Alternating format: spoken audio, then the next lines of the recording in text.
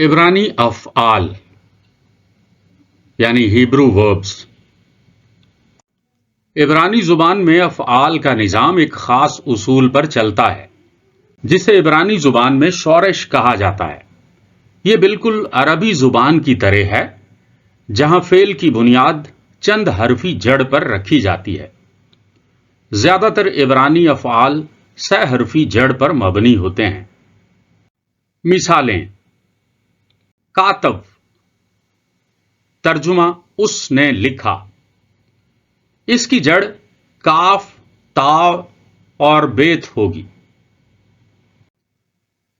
لامد، ترجمہ اس نے سیکھا، اس کی جڑ لامد، میم اور دالت ہوگی۔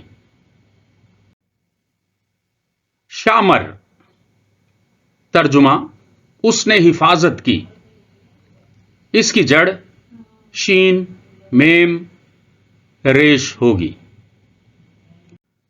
آپ نے دیکھا کہ یہ ماضی کا سب سے بنیادی صیغہ ہے۔ مثلا اس مذکر واحد غائب نے کام کیا۔ اسی جڑ سے باقی زمانے یعنی حال اور مستقبل اور مزید ابواب بنتے ہیں۔ یاد رکھنے کی باتیں: نمبر 1، عبرانی فعل کامل کی صورت ہمیشہ صیغہ ماضی کی ہوتی ہے۔ نمبر 2، عبرانی فعل کامل کے ساتھ لاحقہ کے طور پر ایک یا دو حروف کا اضافہ بھی ہوتا ہے۔ نمبر 3، عبرانی فعل کامل ہمیشہ صیغہ واحد مذکر غائب کو پیش کرتا ہے۔ نمبر 4، عبرانی فعل ناقص اکثر مستقبل کے لیے استعمال ہوتا ہے۔ نمبر 5، عبرانی فعل ناقص کے ساتھ سابقے کے طور پر ایک حرف کا اضافہ کیا جاتا ہے تو یہ مستقبل کی طرف اشارہ کرتا ہے۔ مثلا یکتب، وہ لکھے گا، یشمور، وہ حفاظت کرے گا۔ افعال میں مصوتوں کا کردار: عبرانی میں جڑ صرف ڈھانچہ دیتی ہے جبکہ مصوتے یا حرکات معنی اور زمانے کو واضح کرتی ہیں۔ مثال کے طور پر جڑ کاف، تا، بیت سے نمبر 1، کاتب یعنی اس نے لکھا، یہ زمانہ ماضی ہے۔ نمبر 2، کوتیب یعنی وہ لکھ رہا ہے، یہ زمانہ حال جاری ہے۔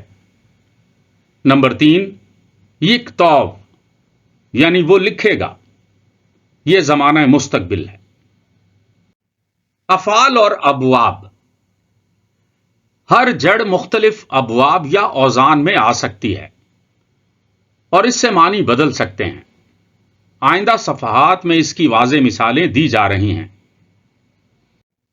جڑ لامد،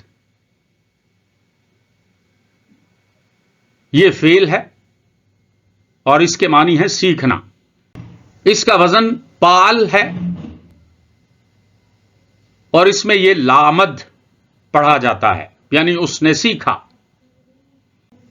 پھر پی ایل، اس باب میں یہ لیمید ہوگا یعنی اس نے پڑھایا یا کسی اور کو سکھایا۔